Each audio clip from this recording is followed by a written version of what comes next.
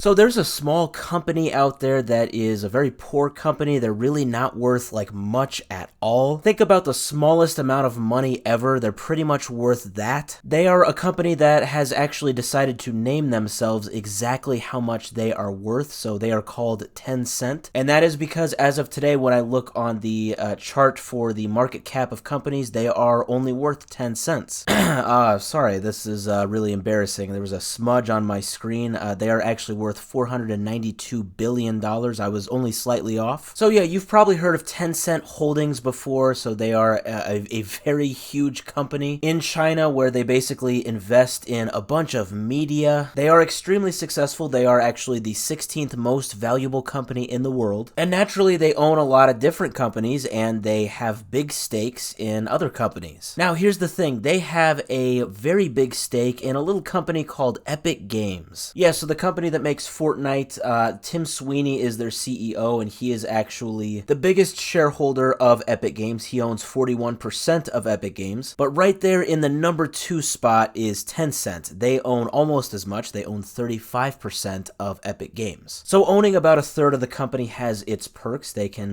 definitely influence certain things. They can be a part of a lot of company decisions. So obviously, naturally, they will appoint certain people to work on various tasks and in various areas of Epic Games. Well, the news just broke yesterday, Wednesday, December 18th, specifically directly from the United States Department of Justice, that 2 directors at Epic Games that were appointed by Tencent were actually just removed by Tencent. So why is the US Department of Justice reporting on this and not just IGN? Yeah, why in the world would the DOJ ever be involved in something like this? Well, it actually has to do with concerns over Tencent violating certain antitrust regulations and laws. Now, I do want to say there was no actual crime that was actually committed here officially. Nobody's being charged of anything. But here's the thing. It looks like a while back the DOJ expressed concerns to Tencent over these 2 individuals serving on the board of directors of both Epic Games and Tencent. Now, why exactly would this be a concern of the DOJ? Why would this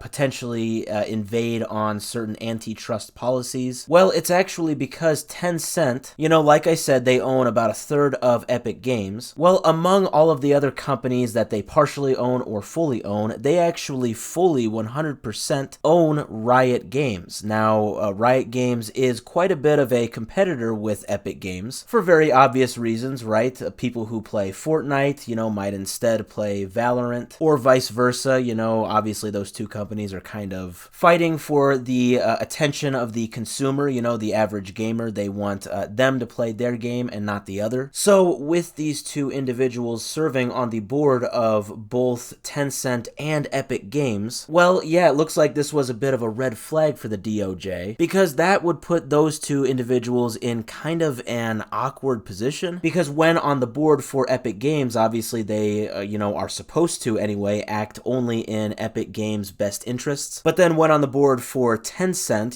that would just be, acting in any interest in Tencent. And that could obviously include both Epic Games and its rival Riot Games. Now, your head might be spinning just like mine is, and that is okay. I mean, as far as, how exactly this could be used in terms of a sort of anti-competitive kind of thing that would raise the concern of the DOJ, I'm assuming the concern has to be somewhere along the lines of maybe if Tencent has these individuals working for them, then I don't know, maybe if they would want things to go in Riot Games' favor for whatever reason, maybe they could influence these 2 individuals to not act in maybe the best way when working on the board of Epic Games. Now, that is just 100% speculation on my part. I have no facts in front of me to support that. It's just that, there's a lot of different ways in which this could be thought of as far as how the DOJ is thinking that this is a bit of a red flag in terms of an anti-competitive statement that these 2 individuals serving on both boards could make. At the end of the day, it's very interesting how all of these different companies just are kind of webbed together, especially when you take into account companies like Tencent, who can be parent companies, or minority shareholders in companies. And of course, it gets way more complicated when you bring the government into it and their efforts to exercise antitrust-related policies, or just just ensuring that fair competition is always had. Like I kind of said before, you could spend all day with your head just spinning thinking about it. But at the end of the day, we do know that these two individuals have now been removed from Epic Games. I don't know if they're still at Tencent, but one thing is for sure, Tencent is definitely worth quite a lot, like I said. And it's very clear that they have quite a big influence in multiple companies, and it turns out some of these companies are in the same field and are considered rivals, and it turns out that can sometimes cause some issues.